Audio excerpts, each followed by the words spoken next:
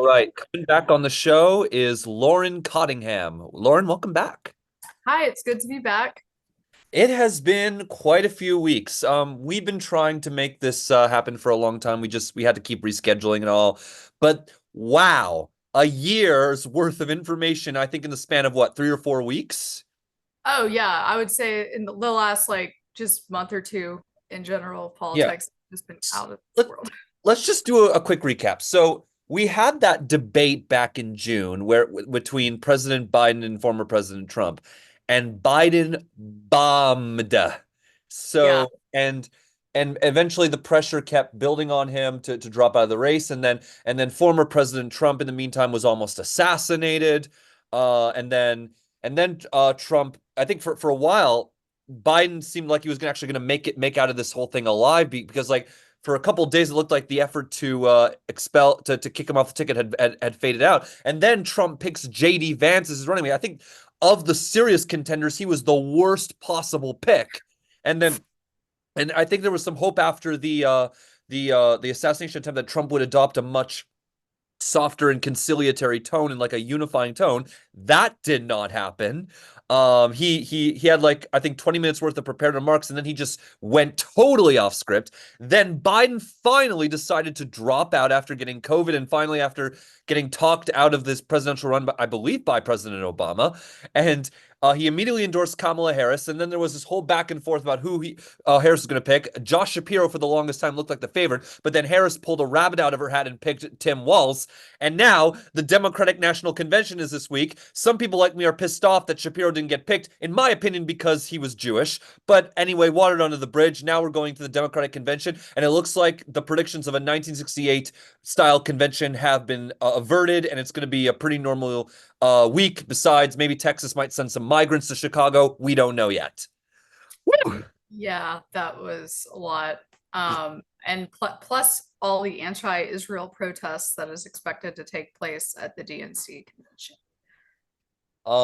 Wow. So yeah, that it's um was I guess like where do we begin to talk about all this? I Yeah, I mean, I guess just like starting with that debate that Yeah. set the that changed course. I'm I'm actually wondering if Trump made a mistake in agreeing to that debate because I thought Trump was not going to debate Biden at all. But he agreed to that early debate, and I'm wondering if he hadn't agreed to that and the debate was held in like September and the same thing happened, by then it would have been too late. So in some ways, Trump screwed himself by allowing Biden to show himself to the world that he was unfit to run again. Possibly. Yeah, it's hard to tell. I mean, I think average Americans just watched that debate and they saw that they're not talking about policy issues. Like neither one of them on that debate really dove too much into policy. They talked about their golf scores, right? So Yeah, and then at some point Biden was like trying to talk about everything he's done for, regarding healthcare, at which point he ended with saying, "Look, we finally beat Medicare." oh yeah, that was a it's just what? Okay. You're so Um, he's it so it it was a not. blank show. It was for Yeah. sure. Um, so yeah, I mean that cascaded like that whole series of events I talked about before. Um, and then we come to the attempt on Trump's life. Trump, for years was claiming, no president was treated worse than me. And until July, he was totally wrong about that. But I think maybe now he has some claim to like being in the top 10. At least I, someone who's I had agree. had an attempt on his life now. I agree. And I guess when it first happened, I was like, oh, this is going to change the course of the entire election. Yeah. But I guess Trump being Trump, like it really only lasted for a week It or only so. took him 48 hours to start squandering the Right. goodwill that he had gotten. Like I'm even just like, I was like wondering like maybe Trump is actually going to run a better campaign now. Maybe he's actually seen the light of God, like me too. I um was just kind of like, oh wow, like this is really an opportunity for him to shut his mouth and like talk about a lot of things. But and like I said, I think he did talk about them for about 10 minutes at his speech at the RNC. And then the other 2 hours was just regular old Trump rhetoric. He Like, played all the hits. yeah, So let's talk about JD Vance for a second because I honestly, if you were to create somebody in a lab, a Republican with the economic views of Elizabeth Warren and the social views of Matt Walsh, he would look exactly like JD Vance. exactly. Yeah. I guess the entire time I was watching RNC, I was like, is this DNC or RNC? You know, I'm not anti-worker, but you have someone of the Teamsters like literally talking to RNC. And I mean, my entire time working for the Republican Party, like we just aren't the union party. And I know Trump's like trying to change that, but so that was one thing. And then everyone's just like doesn't know anything about JD Vance. I'm like, he literally has like sponsored bills with Elizabeth Warren. Like he goes after banks. He's got some very progressive economic policies. And I had a red flag towards that, just the economic policies. I don't think he's a bad person. Like he's probably really smart, really a person, but he's not like a traditional Republican candidate when it comes to Right. When economics. Yeah. when JD Vance was asked who are his favorite Democrats in Congress, I think he said straight up Bernie Sanders and Elizabeth Warren. What? I didn't even see I that. mean, I That's mean, I think I would crazy. say like on economic issues, who would he consider himself more aligned with? Oh And wow. and I think he sided, and I think he also may have mentioned Tulsi Gabbard because his foreign policy views are aligned more with her. And again, in 2020, my top three lists of the worst Democrats running were number one, Tulsi Gabbard, number two, Bernie Sanders, number three, Elizabeth Warren. So Yeah. somehow JD Vance got the hat trick of worst Democrats to emulate. Yeah. No kidding. Yeah. That's wild. He said that. Yeah, Um, no, I mean, I could verify that just for a second. But I'm pretty like in on it's very clear to me that on economic views, he is more aligned with that wing of the Democratic Party. yeah. I mean, I was trying to do some deep dive on that. Like the antitrust stuff that he keeps talking about. And I'm trying to keep an open mind because I'm like, okay, we do have issues that, you know, Reagan economics, like I generally am like a Reagan economic person, but like maybe we need new ideas. So I guess I've tried to keep my mind open with that. I the I'm a I miss the party of Reagan. I miss the party of Romney. I miss the party of McCain. You know, and I And feel like if yeah, we're, Trump, what I was gonna say was if the whole if Trump's um a t goal that week, if his goal that week was to basically send a message to people like me saying we don't need you anymore, he succeeded in that. yeah, he did. I mean, I just felt that whole entire convention. I said, this is not the party of Bush and this is not the party of Reagan. I Just mean, watching the convention. neither Romney nor Bush actually even spoke. They don't think they even Right. Well, they attended. didn't even attend, I think.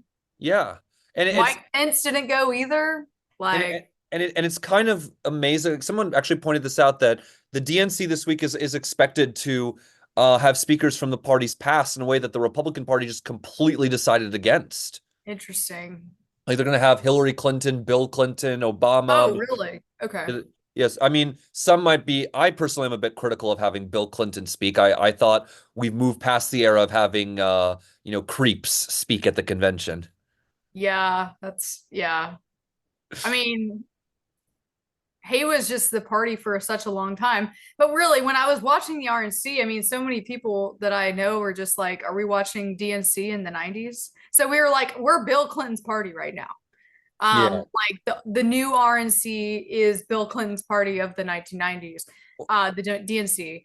So like the other thing is, Well, I mean, there's something to that. There's like they're tough on crime. They're secure. They say they're in favor of securing the border. They're favor of abortion rights, arguably at this I point. was about to say, I mean, the abortion thing, they took that out of the platform, which, you know, the media, I've tried to see the media refuses to cover that, which is interesting because I'm like, that's huge. You know, they took abortion out of the Republican platform. You know, Mike Pence did a piece about it, like he's very upset. And I know Texas Republicans are upset. Now, I would say Republicans in the Midwest probably don't care as much, but especially Yeah. Republicans here in Texas. Right. Although I will say, I think one of the reasons why I'm personally a little bit upset about that, but Okay, I mean less so. I mean, I'm glad they took out the opposition to gay marriage, though. That I'm glad right. about. But the I'm glad too. I tend to be more pro-life on the issue of abortion personally. Yeah, And so, but I think one reason why they might have done that is that once again the pro-life movement is expected to take a shellacking in the ballot measures that are on the ballot this November. Florida is expected to legalize, Missouri is expected to legalize, South Dakota is expected to legalize, Arizona is expected to legalize. It's not going to be pretty. interesting. I didn't know Uh, yeah, and Missouri in particular, they were the very first state when Dobbs was announced to have their abortion ban kick in, and the polling I've seen says 53% are going to vote to legalize. Um, it doesn't surprise me though, because I just feel like even the party has been split on that issue, like the yeah, Republican Party. So I feel like as long as I know it's like a hard issue, and like personally, I might have feelings, but I know democracy will prevail at the end of the day. And the polls that I've seen, like the majority does support it. Like I think for like Roe, which is first trimester. right. So I mean, I will say this about the Florida thing in particular, I think was an example of DeSantis overreaching because Florida used to have a 15-week ban, which I thought was reasonable. Then Yeah. he signed a 6-week ban. Hmm. In Florida, you need actually, in order to pass a ballot measure, you need 60%. So, and the polling right now after the 6-week ban came into effect says the measure has like in the 67% is polling right now. So I have a feeling that if DeSantis hadn't signed the 6-week ban, I think the measure would fail in Florida. But as it stands right now, it's going to pass. So this is again an example. I think, when Roe v. Wade was decided, it was actually the pro-choice movement taking defeat after defeat after defeat. But now the tables have turned, and so I've said this before. I wonder if the pro-life movement decided to trade the politics for a legal victory. Yeah, that and I mean, I think Republicans now, I mean, like you still have some people upset for sure, but I think they've decided to choose winning Yeah, over the issue itself. yeah. That's kind of where Trump's at. I mean, that's kind of what Trump has said. And I mean, the party has embraced Trump as a leader. So, I mean, it's just like anything he says is going to go at this point. Exactly. Anyway, while we get before we get hung up on this one particular issue, I right the weekend after the convention was closed, Biden announces he's dropping out. I actually want to ask, like, is this evidence of one two things? One, maybe we should have a constitutional amendment putting an upper age limit of 80 to be president. Um, and two, like, does this is the whole process we're seeing right now with replacing Biden with Harris, is this going to be a strike against the long drawn out primary process we currently have? Yeah, those are really good questions. Like, I personally think that the Democrats are acting against democracy because how dare they have a primary and do this? And they're over here saying, "Oh, we believe in democracy. Vote for us for democracy." Where you need to take that off your platform now, right? I mean, having mega donors choose, and they have an anointing process, anyways. They don't really. You probably know this, but like in my opinion, what I've seen, the RNC, like they usually have like some fight on the floor. Hey, like this is our candidate. This is not. We support. We don't. The DNC is like an anointing process. That's what I call it. Um, so it's just they've already decided when they go in, or that's been at least my experience. Right. Well, I haven't personally watched like the footage of the nominating process. I do happen to know a couple of differences, which is between the two processes. Like the Democratic Party used to have something called super delegates, Oh basically yeah, party officials that used to have, although in recent years they've limited their ability to choose a nominee. The other big difference is that the Republicans never had this, but what I think they have is if after the first ballot, every delegate gets to choose whoever they want. So every delegate becomes a super delegate in the Republican side after the first ballot if nobody gets a majority. So if you ever get to a point where no one gets 50% of and plus one of the delegates, you can easily have chaos and a contested convention. So that those are the two big differences I happen to know between the two parties. But I mean, um, I what frustrates me though is when people repeat the what I think is the lie that Bernie Sanders got screwed over in 2016. No, he did not. He competed in the primaries and he got less votes than Hillary Clinton and he got less delegates than Hillary Clinton. But I see people like Cassie Dillon, always repeating this talking point. And I guess it frustrates me because it plays into the thing I've noticed where there are many Republicans today who have more respect for Bernie Sanders than they do for mainstream Democrats. Yeah, I would say I hate his policies, but as a person, I have a lot more respect for that man. Just as a person, because I just feel like he's an honest guy. Would I ever support him or like support his policies? Absolutely not. But to me, like he's a more honest guy than 90% of the Democrats. So I don't know. That's how I feel about him. But Yeah, so well, basically they're gonna hold the convention this week. But Harris, like there was like the whole Veep stakes, that I got to follow very closely this time. oh yeah. I thought it was gonna be Shapiro. I thought it, and And I think it's the Israel thing. no, I I'm gonna go down this hill. He wasn't picked because he was Jewish. right. And I think Shapiro, in some ways, is actually very slightly to the left of Walls on Israel, or at least on Netanyahu. Like Shapiro's been very critical of Netanyahu in a way that Walls has not. Shapiro was passed over because he was Jewish, and the precedent that is going to set is troubling. Yeah, I agree. I've also heard this. He didn't get picked because he was Jewish, but also apparently Kamala's husband is Jewish, which I was like, okay. And they were like, we just can't have too many Jewish people on the ticket. I'm like, is he really Jewish though? Like, I'm not sure. I mean, I never heard that. Yeah, I mean, well, Shapiro is in fact Jewish. Oh, I know Shapira is, but Kamala's husband. I think Duh. he is. Okay. Yeah. But I mean, I will remind people that Keir Starmer's wife is also Jewish. And unfortunately, he's not been that friendly to Israel. Interesting. I've heard some complaints from my Jewish friends in the UK about this.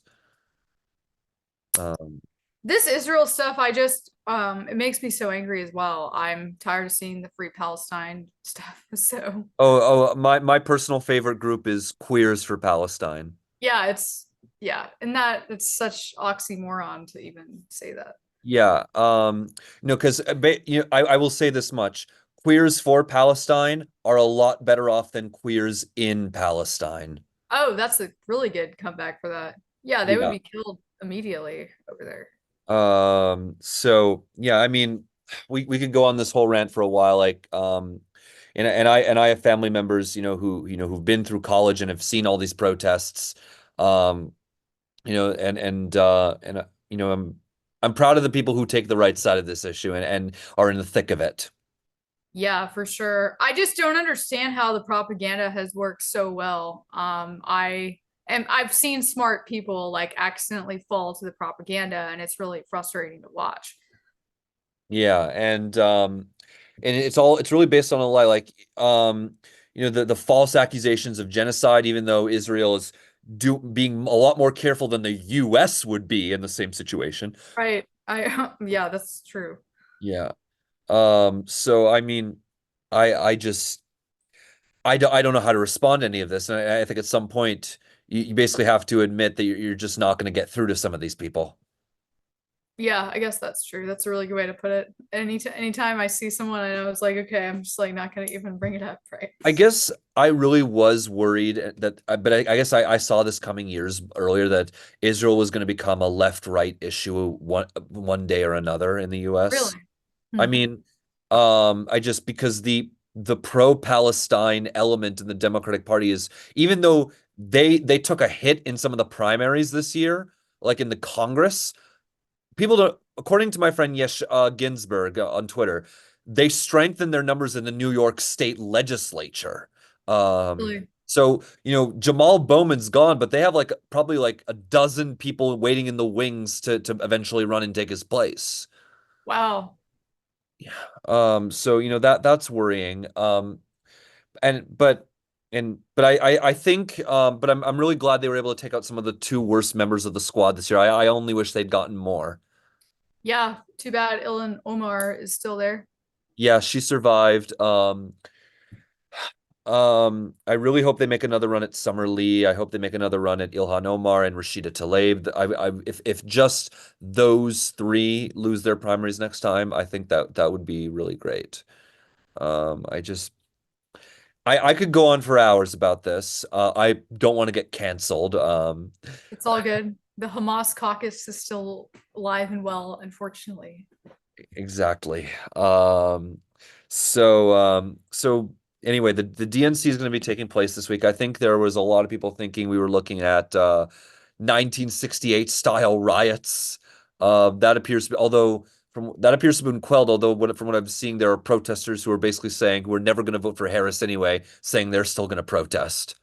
Really? And when you Yeah. say 1968, that mean that's got to be wild. Or Yeah, there. no, yeah, no, there were riots at the DNC that year. Yeah, I remember that, or I guess I remember learning about that, but we really haven't had anything like that since. So Yeah, thank God. I honestly don't know where we go from here. Like, people all, there's a cliche, this is the most important election of our lifetimes. right at This this one just point, yeah. this one just feels like it is. I keep going back and forth. I know RFK is crazy on a lot of stuff, but he's also got a lot of good points. Just as far as government spending goes. So It's like I'm just kind of like I want to support Trump. I wish he would just say something. I want to, but it's just like everyone's awful. Like literally every candidate is Yeah. so awful. The RFK, it's the anti-vax stuff I really don't I like about can't do the anti-vax either. I know. it. Yeah. So I mean, we people say we normally get two awful candidates. This year we've got three. Wait, I Um, know. actually, I was hearing some news about the Green Party that's going to make you giggle. The 2020 nominee for the Green Party, Howie Hawkins, is this far left guy. He actually fell out of favor of the Green Party because he came out against the Russian invasion of Ukraine. And now he's unpopular in the Green Party now, if you want to get a sense of where the Green Party is at. Oh my gosh. Yeah, they've gone back with Jill Stein. Um, Okay. They're candidate every year, I think. yeah. I mean, Jill Stein's been the nominee like for as long as I can remember, except for 2020. Yeah, I mean, I'm just, I'm like, do I just withhold my vote and go support a down ballot at Hey, this point? actually, I'm very curious about this thing, like, because I'm wondering about Chase Oliver. I wonder what he's like. Um, let's see here. You know who I'm talking about? Chase Oliver. I've heard the name. I feel like I forgot who that He is. is the Libertarian nominee this year. Oh, I'm about He to join that party myself. I'm just kidding. okay. He's respectable as far as American libertarians go. Really? Okay. He's definitely not from the New Hampshire Libertarian Party. Okay, no, I don't If want to be if part of if that. you know, you know. I know. Well, I still wonder if they have that 15-year-old intern still running their account. that's bad. They just put terrible stuff out. Yeah. And I'm just like, you want to support libertarian philosophy, or at least I do. I really do. Like, I'm a John Locke classical liberal, but like, you guys need to start acting normal. Like, if you want to ever be effective. I mean, Chase Oliver looks as normal as American libertarians get. Jay Oliver, I'm looking at this guy right now. He's pro-choice. He wants the free market to solve climate change. Cool. He likes ranked choice voting, which I really like. Great. I like that. Uh And he's only 39. This is good. oh no. Oh no. What does he He support? supports ending military aid to Israel and Ukraine and has called Ah, the war a genocide. no. Just that's Oh, one thing I'm like, just man. when I was liking him. Okay, that's enough about him. Okay, well, Darn, just no options out of no options. Yeah. Yeah, I mean, I at first, like when Trump had the assassination attempt, I'm like, oh my gosh, like he's gonna get all the people like me on board. He's gonna like have a change of heart. And Do not bet against Donald Trump doing the wrong thing. right. Yeah. So this election, I'm just I don't think I've ever looked forward to an election less in my lifetime. Right, same. I normally get excited for this. Like, I'm just not feeling it this year. I mean, even in 2016, I was like, but and then 2020 was like, oh my gosh, roll my eyes. But this one is even worse than both of those put together, I feel Yeah, like. in the end, I'm probably gonna root for Harris just because I think Trump is that bad. Oh, Uh, really interesting. yeah, no, I mean, like, when you sick a mob on Congress to try to stay in power, I know. you don't ever get to earn my support again. The January 6th thing, I mean, if that didn't happen, I might consider like supporting the guy, but like you can't look past January Yeah, 6th. yeah, no, that's a deal breaker. Um, I think but the chances of it happening less might be again might be less because he if Trump does win, he won't be able to run for a third term no matter how many times he claims he can. Yeah. I forgot he even claimed that. What a psycho to claim that. Yeah, I mean, he says he wants like actually I'm surprised Democrats are not running ads about this in Miami-Dade County right now, but he basically praised Nicolas Maduro. He basically said Venezuela is a safer country than the United States. It's not. When did he I guess he said this like this week or something. He said it like a week or two ago. But God. yeah, no, I mean, why this is not being looped in Miami-Dade, I do not understand. Democrats suck at this. They're bad at this in Texas too. That's why they always lose. I'm like, you guys have opportunity after opportunity here, and they can't even jump on the Right. opportunities. I actually, as a Texan, I want your assessment on this. I think Texas is going to be closer than Florida this year. I don't think so. You don't think so? No, I there's really strong Trump support here. I don't speak for the majority of Texans. We have 254 counties. A lot of counties. Most of them are rural, and oftentimes the urban vote does not outweigh them. That plus you look at the Beto O'Rourke. I mean, Abbott beat him by like over 9% of the vote. Right. So it's Although just like, DeSantis won by 19. oh, and DeSantis did. Yeah, DeSantis in Florida. Oh, I didn't realize it was that much. Yeah, That's a Florida. lot. Yeah, no, in Florida voted to the right of Texas in 2022. That's a lot. I didn't realize it was that much. But I Yeah. look at anything around 10%, like it's like not even in play. Right. I mean, for I'm really ballparking. This is probably a very bold claim. I think Trump's going to win Texas by 3 points. Interesting. I'm gonna remember that you said that and see. Um, I don't think Harris is definitely not favored, but the trends are particularly in the Dallas Fort Worth area. That's the Yeah. area I have my eye on. Those trends are brutal for the Republicans, and the Rio Grande Valley can only offset so much of that. Yeah.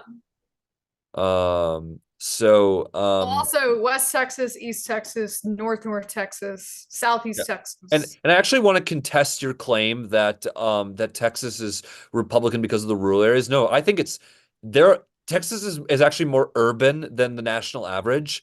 And I think it's the small cities and some of the suburbs are really Republican. Yeah. Well, you're thinking like a place like Abilene. Yeah, Abilene, Tyler, Midland, Lubbock, Amarillo. I guess I consider those like rural because when I think urban, I'm just thinking San Antonio, Dallas, Houston, Right, but Austin. also how about Montgomery County, Texas? Just I've you know, worked in that county.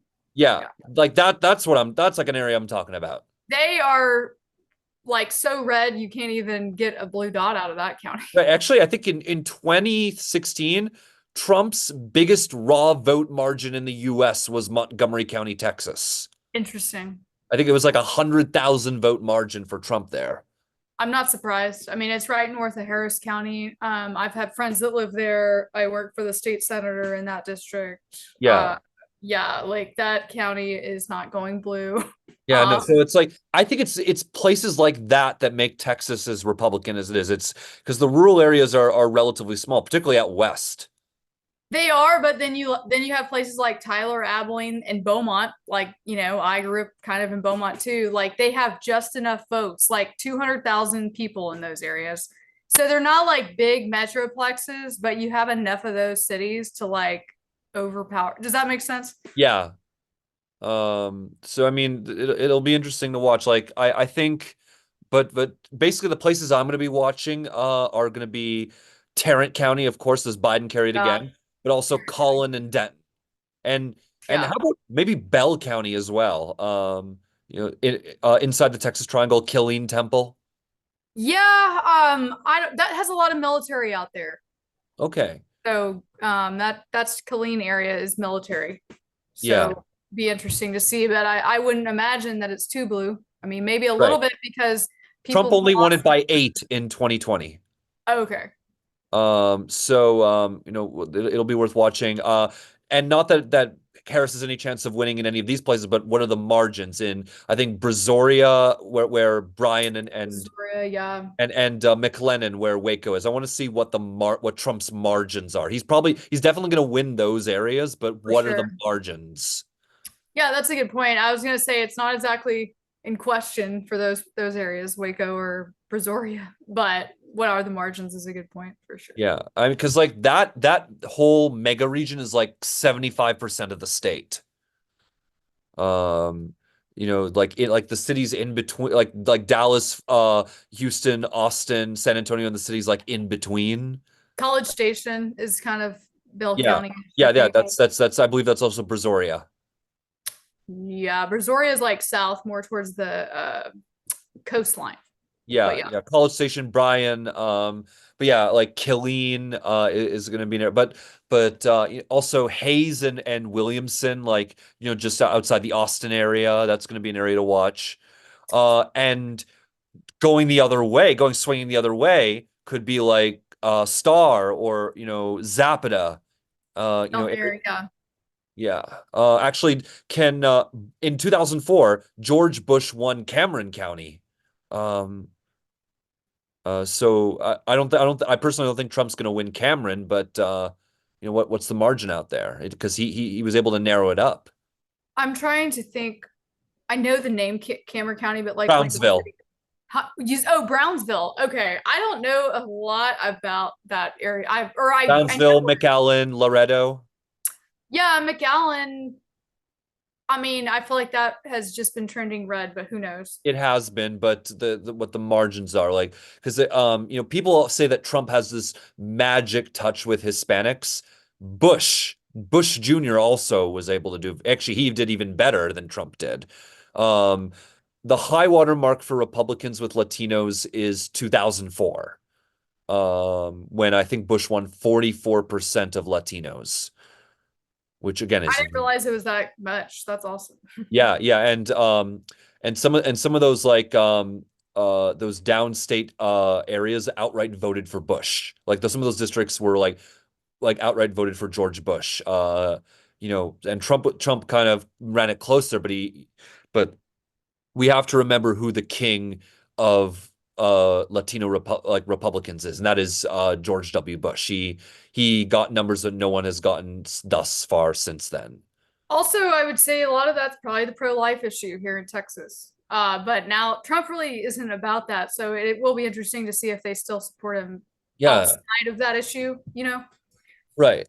I'm guessing my guess is it'll probably be about guns, and Guns. Yeah. yeah. And actually, a word of caution for Democrats is that, Democrats have been tending to do better with highly educated areas. The Rio Grande Valley is actually has some of the lowest rates of college education and some of the lowest rates of high school education anywhere in the US. So that's a factor in Republicans' favor. Yeah. Yeah, it is now for sure. Right. That's been an interesting trend to watch how, Trump has changed all that because it used to be the other way around Yeah. as far as education. Anyway, Lauren, thanks for coming on. Want to give places for people to follow you? Oh, yeah, at Lauren Cott on my Twitter account. All right. Go follow her and follow what she has to say because I'm a big fan of what she says and I think she adds a lot to our conversation.